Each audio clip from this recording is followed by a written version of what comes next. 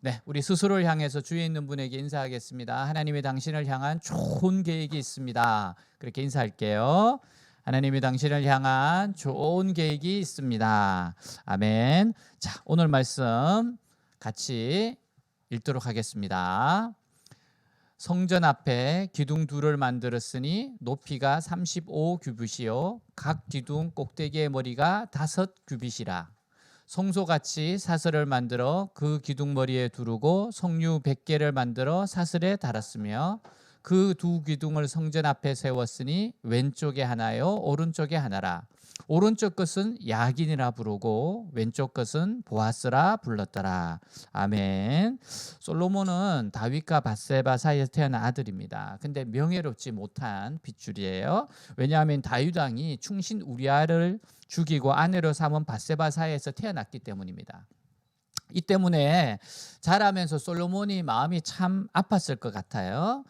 그가 태어났을 때 그의 위로 이복 형제가 9명이나 있었습니다. 그러니까 솔로몬은 서열상으로나 여건상으로나 도저히 왕위를 이어받을 처지가 아니었어요.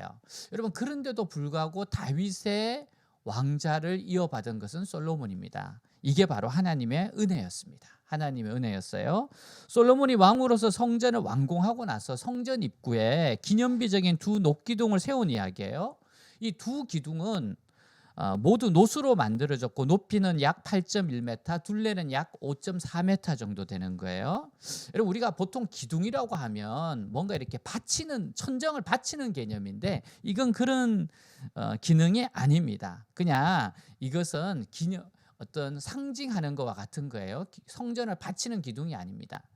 자, 녹기둥 이름이 있어요. 하나는 야긴이고 하나는 보아스였어요. 그러니까 하나님이 세운다, 야긴, 그에게 능력이 있다, 보아스. 이게 두 기둥이에요. 여러분, 좌우명이라는 게 있잖아요. 좌우명. 그래서 사람들이 그 좌우명에 자꾸 기억하면서 그대로 살려고 애쓰잖아요. 뭐 최선을 다하자, 위기를 기회로 바꾸라, 거절당할 것을 미리부터 두려워하지 말라, 뭐 이런 글귀를 자신의 표로 삼고 항상 생각하는 겁니다. 근데 솔로몬은요, 정말 좌우명처럼 생각했던 게 뭐냐, 이 성전을 짓고 나서 바로 이것이 이 좌우명과 같은 그의 생각이에요. 자, 그게 뭡니까? 솔로몬이 이 기둥을 통해서 하나님께서 이 성전을 세우셨고 하나님의 능력으로 지키신다. 이것은 하나님의 작품이고 하나님이 완성하신 것이다. 그게 그의 고백이에요. 여러분, 교회 앞에 야긴과 보아스라고 하는 기둥을 세워야 됩니다. 하나님이 세우신다, 그에게 능력이 있다. 교회를 세우신 분이 하나님이고 교회를 세우고 지탱해 나가시는 분이 하나님이세요. 여러분, 그러니까 우리의 삶 앞에도 이 기둥을 세워야 돼요. 우리의 삶, 우리의 가정, 우리의 삶 앞에도 이 두 기둥을 세워야 돼요. 하나님이 세우신다, 그에게 능력이 있다. 여러분, 우리의 삶도 오직 하나님이 세우시고 붙들어 주셔야 합니다. 정말 그렇게 하셔야 돼요. 시편 37편 24절 보니까 그는 넘어지나 아주 엎드러지지 아니하면 여호와께서 그의 손으로 붙드심이로다. 여러분, 하나님이 붙들어 주셔야지 넘어지나 아주 엎드러지지 않습니다. 넘어져도 다시 일어날 수 있어요. 7번 넘어져도 8번 일어날 수 있는 게 하나님의 손이 붙들기 때문에 그런 거예요. 자, 그러므로 여러분, 교회를 세우고 능력으로 붙드시는 분도 하나님, 우리 성도들의 삶을 세우고 능력으로 붙들어 주시는 분도 하나님. 교회와 우리 삶의 기둥은 오직 하나님뿐이라는 거예요. 여러분, 어떤 사람도 사역자도 재정도 건물도 아닙니다. 오직 하나님만이 교회를, 우리 삶을 기둥이 되신다는 거예요. 여러분, 이게 굉장히 중요한 고백입니다. 여러분, 하나님이 세우신다, 그에게 능력이 있다, 이 말은 하나님이 주인이시고 왕이시라는 겁니다. 여러분, 이 고백을 분명히 하셔야 돼요. 하나님은 창조주세요. 보이는 것과 보이지 않는 모든 것을 만드신 분이 누구입니까? 하나님이세요. 그리고 그 모든 것을 다스리고 계신 분이 하나님이세요. 바벨론의 느부갓네살 왕이 하루는 하늘에 닿도록 높이 자른 나무에 꿈을 꾸었어요. 근데 그 꿈을 해석할 자가 없으니까 너무너무 괴로운 거예요. 그래서 다니엘에게 부탁을 합니다. 다니엘에게 이야기를 해요. 다니엘을 불러서 이렇게 말합니다. 오직 너는 능히 할 것이다. 이는 거룩한 신들의 영이 네 안에 있기 때문이다. 다니엘이 그 꿈 이야기를 듣고 나서 놀라고 번민합니다. 그러니까 이 느부갓네살 왕이 이렇게 말해요. 이 꿈과 해석으로 말미암아 번멸할 것이 아니다. 그리고 나서 네 솔직하게 이야기해라 이렇게 이야기해요. 그러니까 다니엘이 이렇게 말합니다. 내 주여 그 꿈을 왕을 미워하는 자에게 응하며 그 해석은 왕의 대적에 응하기를 원하나이다 이렇게 말해요. 왜 이렇게 말했는지 우리가 말씀을 보면 알 수 있습니다. 자, 우리 다니엘서 4장 20절부터 우리 한번 읽도록 하겠습니다. 어떤 이야기가 오갔을까요? 그 꿈의 해석입니다. 왕께서 보신 그 나무가 자라서 견고하여 지고 그 높이는 하늘에 닿았으니 땅끝에서도 보이겠고 그 잎사귀는 아름답고 그 열매는 많아서 만민의 먹을 것이 될 만하고 들짐승은 그 아래에 살며 공중에 나는 새는 그 가지에 깃들었나이다. 왕이여 이 나무는 곧 왕이시라. 이는 왕이 자라서 견고하여 지고 창대하사 하늘에 닿으시며 권세는 땅끝까지 미치심이니이다. 자, 23절 이렇게 말합니다. 왕이 보신 적 한 순찰자 한 거룩한 자가 하늘에서 내려와서 이르기를 그 나무를 베어 없애라. 그러나 그 뿌리의 거루터기는 땅에 남겨두고 새와 노줄로 동이고 그것을 들풀 가운데에 두라. 그것이 하늘 이슬에 젖고 또 들짐승들과 더불어 제 몫을 얻으며 7대를 지내리라 하였나이다. 왕이여 그 해석은 이러하니이다. 곧 지극히 높으신 이가 명령하신 것이 내 주 왕에게 미칠 것이라. 왕이 사람에게서 쫓겨나서 들짐승과 함께 살며 소처럼 풀을 먹으며 하늘 이슬에 젖을 것이요 이와 같이 7대를 지낼 것이라. 그때 지극히 높으신 이가 사람의 나라를 다스리며 자기의 뜻대로 그것을 누구에게든지 주시는 줄을 아시리이다. 또 그들이 그 나무 뿌리에 그루터기를 남겨두라 하였은즉 하나님이 다스리신 줄을 왕이 깨달은 후에야 왕의 나라가 견고하리이다. 그런즉 왕이여 내가 아뢰는 것을 받으시고 공의를 행함으로 죄를 사하고 가난한 자를 긍휼히 여김으로 죄악을 사하소서. 그리하심에 왕의 평안함이 혹시 장구하리다 하니라. 자, 이 꿈이 뭔가 하면 느부갓네살 왕이요 왕을 세우고 패하기도 하시는 분이 하나님이십니다. 그걸 깨닫고 하나님 앞에서 겸손하십시오. 그래야 당신 나라가 왕권이 견고합니다. 이 말입니다. 근데 여러분 이 느부갓네살 왕이 이를 깨닫지 못하고 교만해서 자신의 능력과 권세로 자기 힘으로 이 큰 나라 바벨론을 제국을 만들었다고 생각한 거예요. 그래서 이 꿈을 통해서 하나님이 지금 책망하시는 겁니다. 자, 여러분 이 이야기를 이 꿈 해석을 들었으면 어떻게 했을 것 같아요? 교만하면 망한다 이 말이잖아요. 그런데도 인간은요 알면서도 넘어지는 게 인간입니다. 12달이 지났어요. 바벨론 왕궁 지붕에 거닐면서 이 왕이 이렇게 말합니다. 이 큰 바벨론은 내가 능력과 권세로 건설하여 나의 도성으로 삼고 이것으로 내 위엄의 영광을 나타내는 것이 아니냐 하였더니 이 말이 아직도 왕의 입에 있을 때에 하나님의 소리가 들리면서 곧바로 하나님의 말씀이 응합니다. 하나님의 말씀대로 짐승의 마음이 되어서 인간 사회에서 쫓겨나 들짐승과 함께 살게 됩니다. 여러분 왕이 느부갓네살 왕이 이 엄청난 제국을 만들 왕이 들짐승들과 함께 살아가는 미친 자가 됩니다. 여러분 소처럼 풀을 먹으며 하늘 이슬에 젖으며 이와 같이 7년이 지내요. 여러분 사람이 소처럼 풀을 먹고 하늘 이슬을 젖으며 바깥에서 그렇게 노숙을 하면서 7년을 지냈을 때 여러분 그 짐승들이 얼마나 놀랐겠습니까? 아니 사람이 왜 이렇게 살까? 지금 소들이 얼마나 놀랐겠어요. 그리고 7년이 지나서야 비로소 하나님 말씀을 깨닫고 총명이 돌아와서 하나님을 찬양합니다. 정말 하나님 말씀대로 7년 동안 미쳐요. 딱 근데 다시금 하나님의 총명이 돌아옵니다. 자, 우리 34절부터 한번 보도록 하겠습니다. 우리 같이 읽어요. 그 기한이 참에 나 느부갓네살이 하늘을 우러러 보았더니 내 총명이 다시 내게로 돌아온지라. 이에 내가 지극히 높으신 이에게 감사하며 영생하시는 이를 찬양하고 경배하였나니 그 권세는 영원한 권세요 그 나라는 대대에 이르리로다. 땅의 모든 사람들을 없는 것 같이 여기시며 하늘의 군대에게든지 땅의 사람에게든지 그는 자기 뜻대로 행하시나니 그의 손을 금하든지 혹시 이르기를 내가 무엇을 하느냐고 할 자가 아무도 없도다. 그때 내 총명이 내게로 돌아왔고 또 내 나라의 영광에 대하여도 내 위엄과 광명이 내게로 돌아왔고 또 나의 모사들과 관원들이 내게 찾아오니 내가 내 나라에서 다시 세움을 받고 또 지극한 위세가 내게 대하였느니라. 그러므로 지금 나 느부갓네살은 하늘의 왕을 찬양하며 칭송하며 경배하노니 그의 일이 다 진실하고 그의 행하심이 의로우심으로 교만하게 행하는 자를 그가 능히 낮추심이라. 느부갓네살도 왕도 알아요. 교만한 자를 낮추신대요. 자기가 7년 동안 미쳐 있었습니다. 그리고 7년 만에 돌아오게 하신 분이 하나님이세요. 여러분, 사랑하는 여러분, 하나님이 세우세요. 그리고 하나님이 패하게 하십니다. 하나님 앞에서 겸손하세요. 여러분, 겸손히 주님과 동행해야 돼요.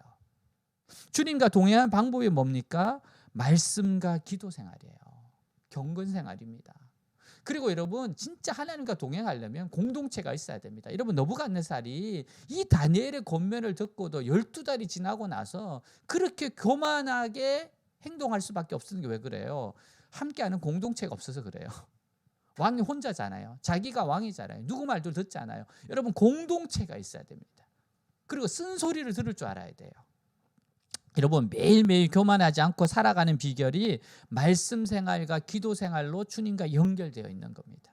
그리고 공동체에 속해서 공동체의 지체들의 권면을 듣고 조언을 듣고 가르침을 받는 것이 교만하지 않고 사는 비결이에요. 여러분, 하나님이 세우신다. 그에게 능력이 있다.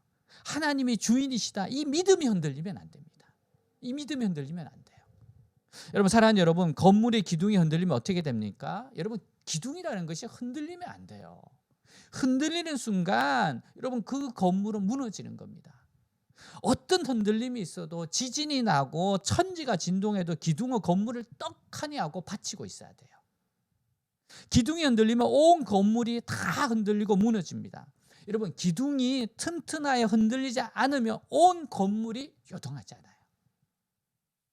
여러분, 그래서 하나님이 세우신다.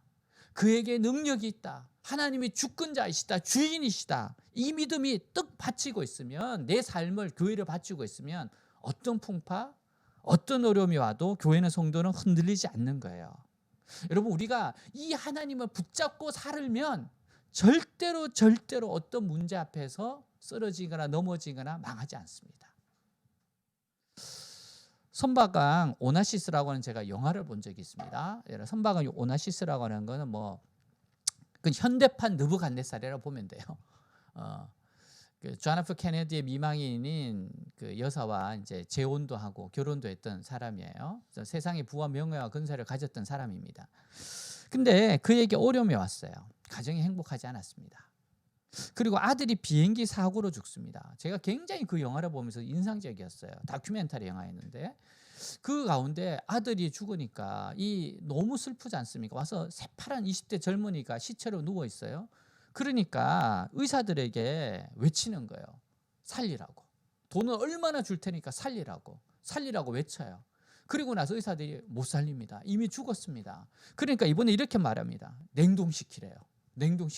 지금 의료 기술이 안 되니까, 의료 기술이 되면은 다시 살려서 내 아들을 살려야 되니까 냉동시키라고. 그렇게 막 절규를 하더라고요. 여러분, 이 오나시스라고 하는 이 사람은요, 거부에다가 부러울 게 아무것도 없는 사람입니다. 모든 것이 자기 손 안에 있다고 여겼던 사람이에요. 근데 그 사람이 세월이 흘러서 말년에 마지막 때 휠체어 위에 앉아 있습니다. 그리고 작은 담요 하나를 자기 무릎에 덮고 있어요. 그리고 나서 노년이 돼서 이렇게 보면서 옆에 있는 사람에게 하는 말입니다. 눈꺼풀이 자꾸 내려오니까 가만히 제가 보니까 이렇게 테이프로 붙여놨더라고요. 세월 막을 수 없습니다. 육체도 쇠해지죠. 그런 가운데 옆에 있는 친구에게 그렇게 말합니다. 돈으로도 할 수 없는 것이 있어. 돈으로도 할 수 없는 것이 있어. 한 분도 이 생각을 못 해봤던 사람이에요. 근데 그가 고백합니다. 돈으로도 할 수 없는 것이 있어. 이 사람 유산으로 5천억을 남긴 사람이에요. 여러분, 돈으로 할 수 없는 건 많습니다. 많아요. 여러분, 사람이 할 수 없는 거 많습니다. 많아요. 빨리 이것을 깨달아야 됩니다. 그래야 이 세상에서 바르게 당당하게 살아갈 수 있어요. 세상의 것 의지하면 안 됩니다. 사람도 의지하면 안 됩니다. 세상 변하고 사람도 변합니다.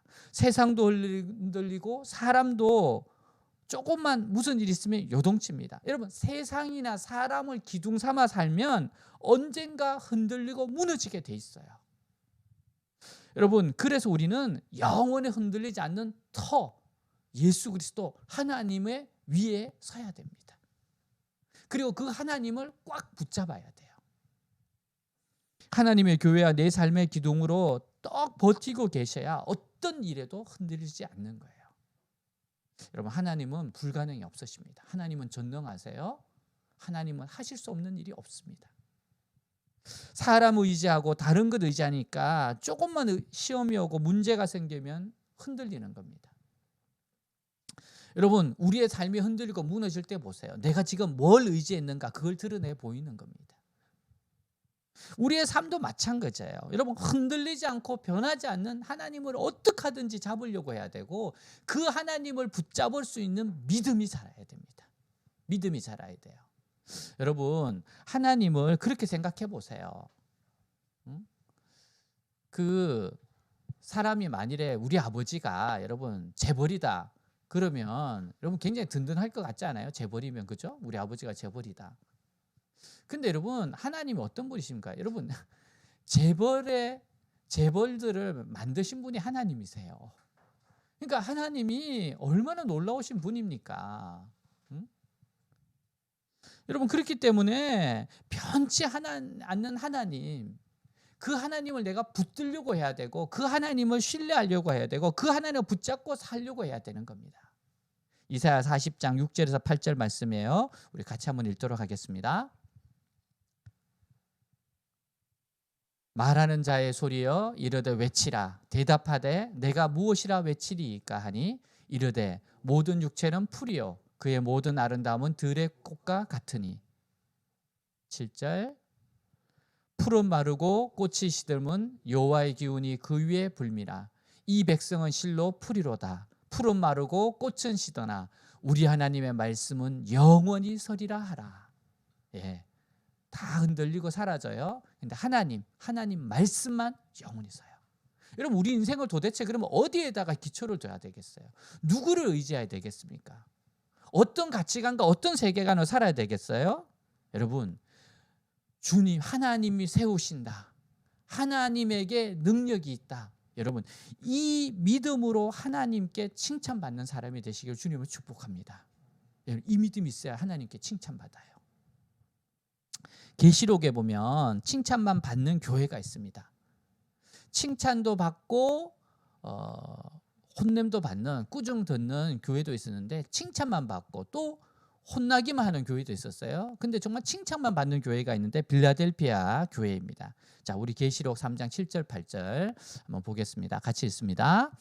빌라델피아 교회의 사자에게 편지하라. 거룩하고 진실하사 다윗의 열쇠를 가지시니 곧 열면 닫을 사람이 없고 닫으면 열 사람이 없는 그가 이르시되 볼지어다 내가 내 앞에 열린 문을 두었으되 능히 닫을 사람이 없으리라. 내가 내 행위를 아노니 내가 작은 능력을 가지고서도 내 말을 지키며 내 이름을 배반하지 아니하였도다. 자, 하나님이 지금 뭐라고 칭찬하신가 하면 내가 네 행위를 안대요. 내가 네 행위를 알아. 너는 작은 능력을 가지고서도 내 말을 지켰어. 내 이름을 배반하지 않았어. 여러분, 어떻게 빌라델피아 교회가 이럴 수가 있었을까요? 어떻게 작은 능력을 가지고서도 이렇게 주님의 말씀을 지키고 주님의 이름을 배반하지 않았을까요? 왜 그래요? 하나님이 세우신다. 하나님께 능력이 있다. 여러분, 이 믿음이 있어서 그런 겁니다. 교회에 이 믿음이 있어서 그래요. 비록 우리의 능력이 잦을지라도 불가능해 보여도 그에게 능력이 있다. 주님께 능력이 있다. 여러분, 나는 약하나 주님은 권능과 권세가 많다. 여러분, 이 고백이 필요한 겁니다. 오직 하나님의 능력을 의지하면 적은 능력을 가지고도 칭찬을 받을 수 있어요. 여러분, 빌라델피아 교회는요, 지금 핍박받는 교회입니다. 이 로마 시대에 황제에게 핍박받는 교회예요.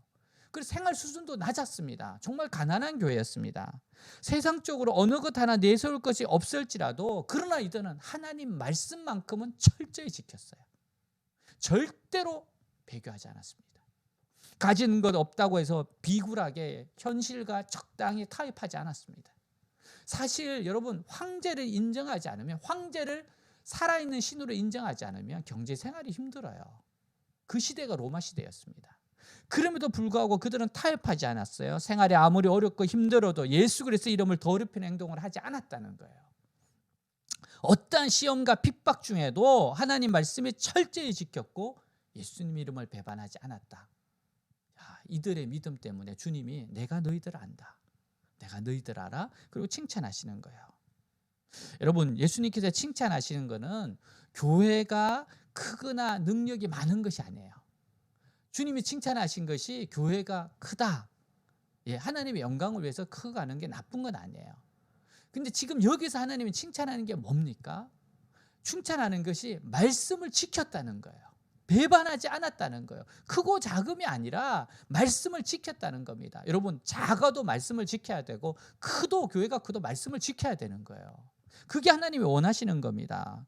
근데 오히려 하나님이 기뻐하시는 게 빌라델피아면 너희들은 이렇게 작고 능력도 작은데, 근데 하나님 말씀을 철저히 지켰고 예수님의 이름을 배반하지 않았다, 깨끗한 신앙생활을 했다, 그걸 지금 칭찬하는 겁니다.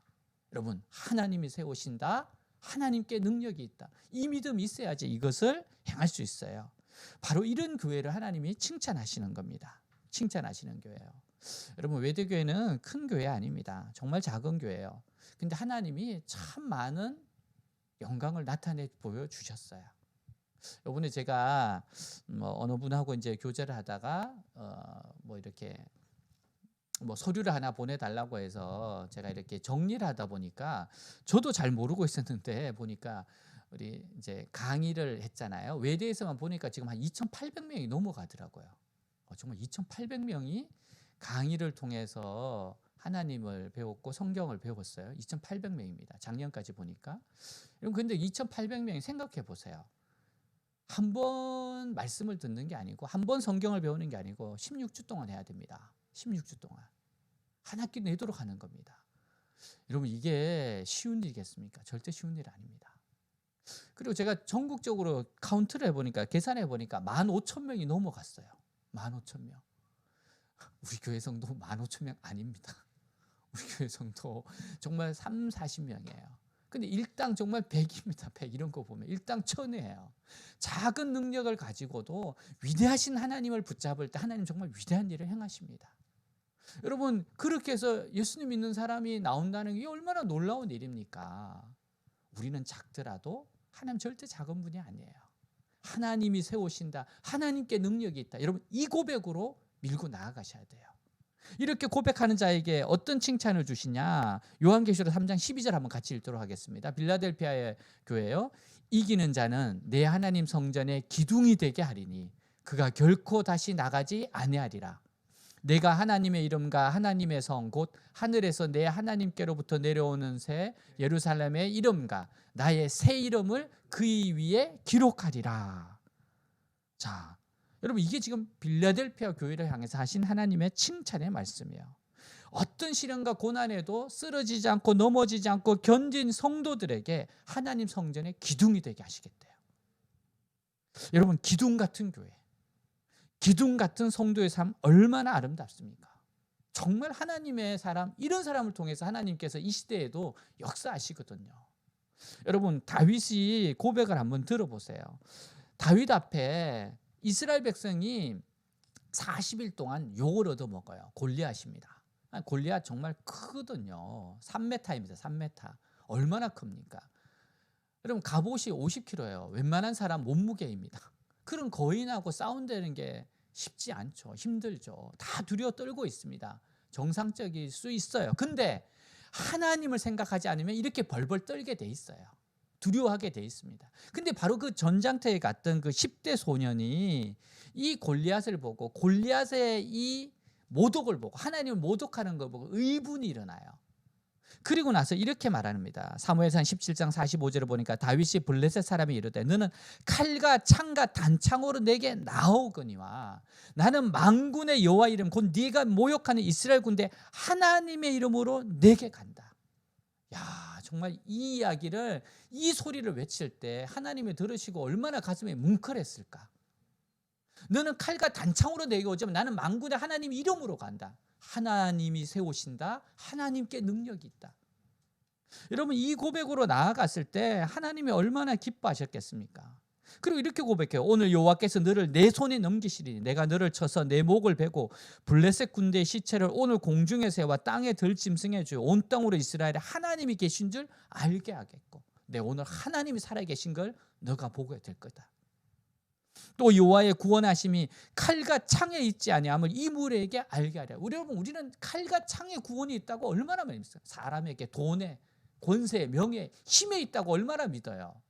근데 다윗의 고백은 뭡니까? 전쟁은 여호와께 속한 것인즉 그가 너희를 우리 손에 넘기시라. 여러분 모든 전쟁은 하나님께 속했습니다. 하나님께 달려 있어요. 인생의 전쟁은 하나님께 달려 있어요.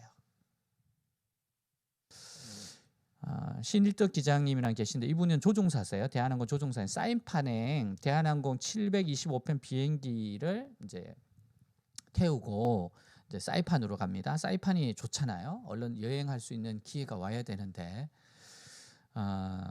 사이판 옆에 괌도 참 좋습니다. 제가 괌은 가봤어요. 신혼부부 61쌍 156명 165명을 태우고 갑니다. 김포공항에서 이제 그때 이제 출발을 합니다. 정말 가을 날씨 너무 좋았습니다. 이분이 이렇게 기대 방송을 해. 일생에 처음 가는 신혼여행이 알찬 여행이 되시고 하나님과 함께하는 비행이 되셨으면 합니다. 부디 하나님의 축복이 있기를 바랍니다. 늘 이분이 신앙인이었기 때문에 이렇게 멘트를 했답니다. 이렇게 멘트하는 것도 쉽지 않은데 이렇게 하나님의 이름으로 축복을 했어요. 조종해 가고 있습니다. 비행 도중에 하와이 관제탑에서 사이판 기상이 너무 나빠 천둥이 치고 장대비가 내린다고 보고를 받았어요. 아이엘텐슨 기후가 항상 변수랍니다. 그렇기 때문에 언제든지 변수가 있을 수 있어요. 그렇지만 염려는 하지 않았습니다. 근데 착륙하기 15분 전에 문제가 생겨요. 기관사가 다급히 보고를 합니다. 기장님, 하이돌릭이 새고 있습니다. 이 하이돌릭이 뭔가 하면은 비행기가 바퀴를 내리고 올리고 할 때 장치를 사용하는 유압입니다. 이게 빠져나가면 바퀴를 자동으로 내릴 수가 없대요. 보고를 받자마자 조치를 취하죠. 근데 조치가 뭔가 하면 이제 수동으로 해야 됩니다. 그러니까 이게 돌려야 되는데 이 압력이 너무 강하니까 꼼짝을 않는 겁니다. 그리고 관이 파열돼서 유압이 모두 새고 말았어요. 이게 수동으로도 안 되고 자동으로도 안 되고 이게 꿈쩍을 않는 겁니다. 괌 감저소에서는 착륙할 시간이 지난 소식이 없으니까 연락이 왔어요. KE5725 여기는 괌 컨트롤 무슨 일인가? 랜딩기어 하이드롤릭이 모두 샜다. 관제소에서 알죠. 이렇게 되면 여러분 어떻게 하면 비행기가 몸통으로 내려야 돼요. 여러분 배치기 해보셨어요? 배치기? 저 가끔씩 강에서 할 때 다이빙을 할 때 배치기 할 때가 있어요. 너무 아픕니다.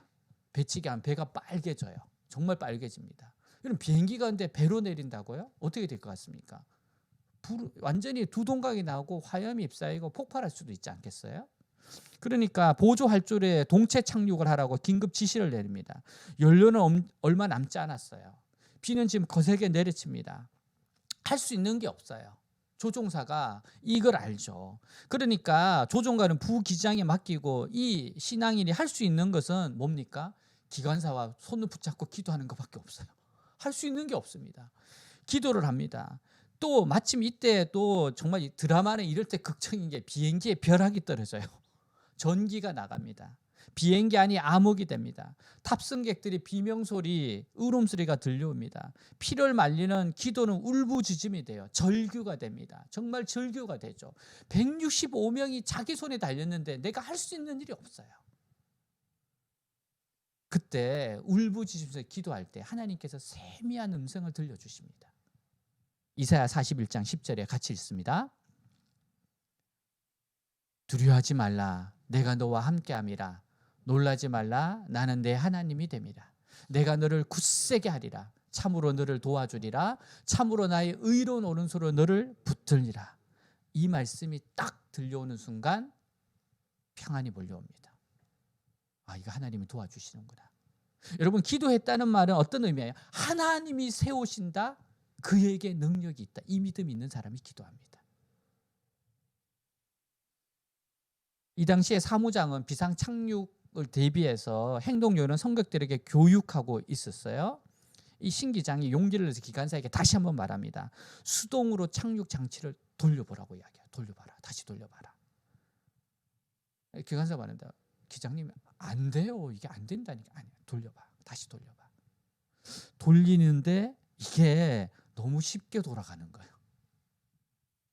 그리고 바퀴가 내려오기 시작합니다. 하나님의 기적이었어요. 조종실에서 이 기장님이 소리를 칩니다. 뭐라고 외치는가 하면 하나님은 살아계십니다.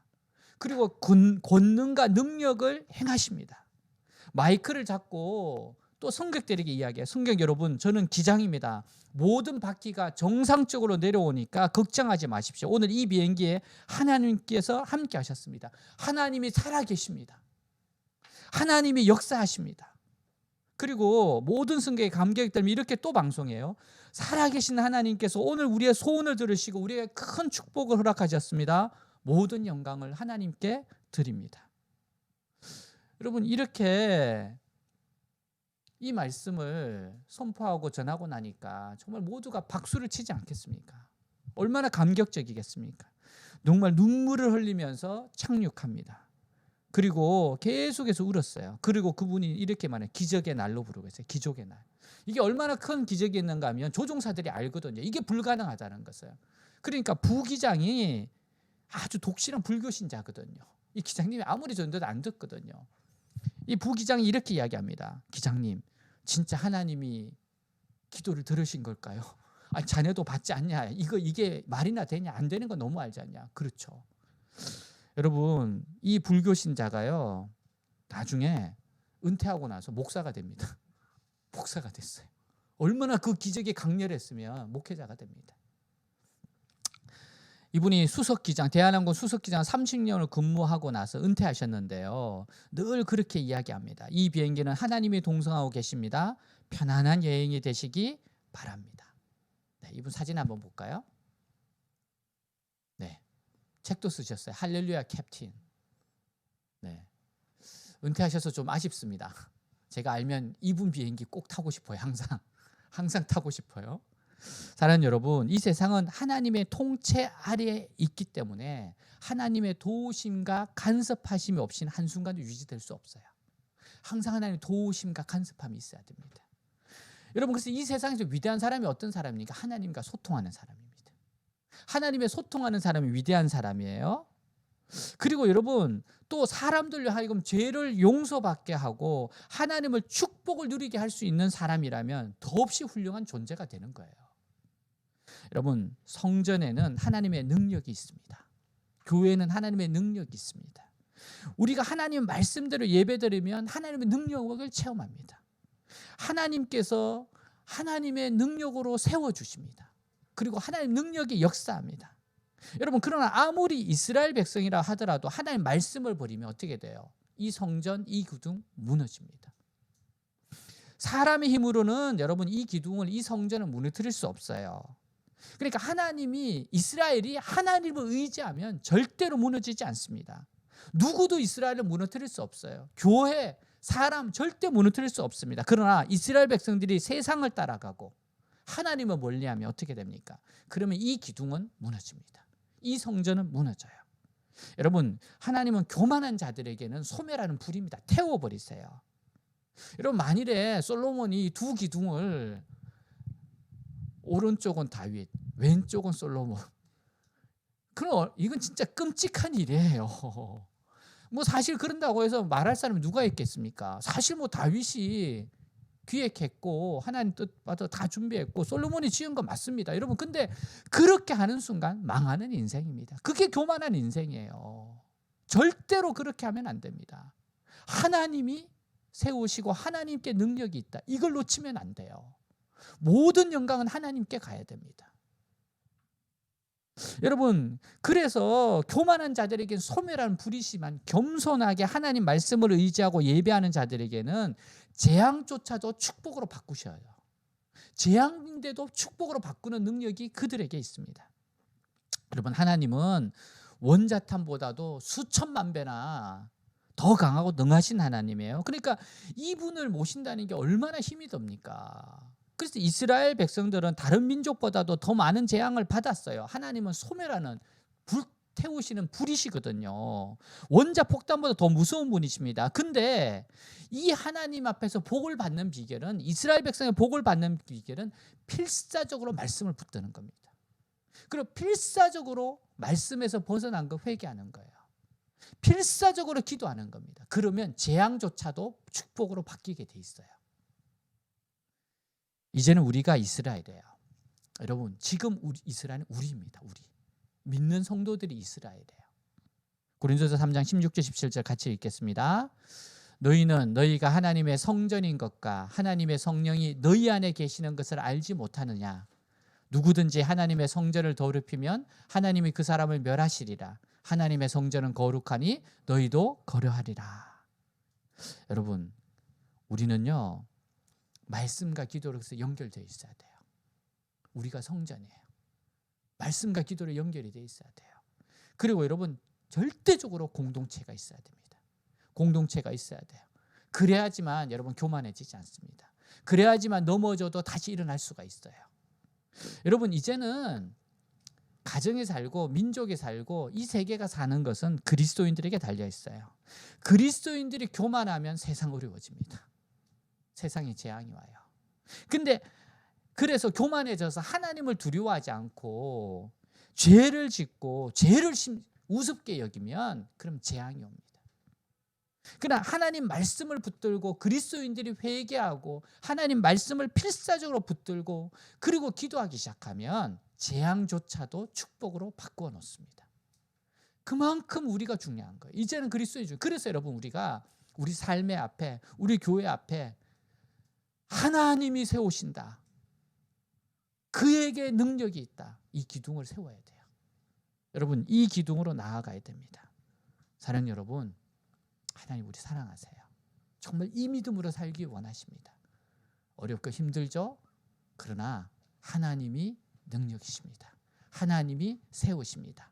불가능을 가능케 하시는 분입니다. 죽은 자를 살리고 없는 것이 있게끔 하시는 분이 하나님이세요. 말씀 붙잡고 필사적으로 기도하고 공동체와 승리하시기를 주님으로 축복합니다. 기도하겠습니다. 오늘 말씀처럼 하나님이 세우신다, 그에게 능력이 있다. 야긴과 보아스의 믿음으로 일어서십시오. 야긴과 보아스의 믿음을 달라고 구합시다. 야긴과 보아스의 믿음으로 살아가겠다고 고백합시다.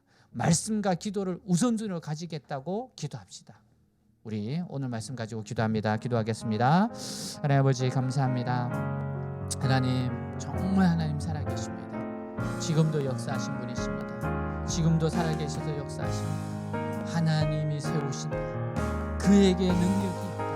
하나님이 세우시고 그에게 능력이 있습니다. 하나님이 세우시고 그에게 능력이 있습니다. 주님께 능력이 있습니다. 만물을 주관하시는 주님이십니다. 없는 것을 있는 것 같이 죽은 자를 살리신 하나님이십니다. 주님, 요동치 않고 주님을 바라봅니다. 어떤 순간에도 하나님이 세우시고 하나님께 능력이 있다는 이 믿음으로 나아갑니다. 내 삶도 주님이 주관하십니다. 우리의 가정도, 우리의 삶의 영역에 하나님의 기둥이 있습니다. 하나님이 세우시는 하나님께 능력이, 하나님, 이 믿음으로 이기게 하여 주옵소서. 이 믿음으로 승리하게 하옵소서. 이 믿음으로 도전하게 하옵소서. 이 믿음으로 싸우게 하여 주옵소서. 시련과 어려움 앞에서 이 믿음으로 싸우게 하옵소서. 고난아 환난아 내게로 오는 이 고난아 환난아 나는 두려워하지 아니하노라. 하나님이 세우시고 하나님이 능력이시다. 주님이 이 믿음 위에 역사하십니다. 기둥 같은 믿음 가지게 하옵소서. 기둥 같은 교회 되게 하여 주옵소서. 지금도 살아계신 하나님을 생생히 보여주는 교회 되게 하게 하옵소서. 성도들 되게 하여 주시옵소서. 오 주님, 주님을 신뢰하는 믿음이 오늘 불끈불끈 솟아나게 하여 주시옵소서. 주님 사랑합니다. 주님 의지합니다. 하나님의 그늘 아래 내 모든 것 다 내려놓고 나 잠잠히 주를 묵상하네. 그 놀라우신 은혜를 끝이 없는 주의 사랑 강물되어 흘러 내 영혼에 자유함 주시네. 날 새롭게 하시네.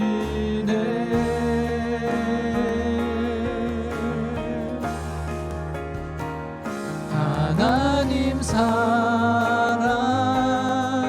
그 사랑 날 자유케 하네.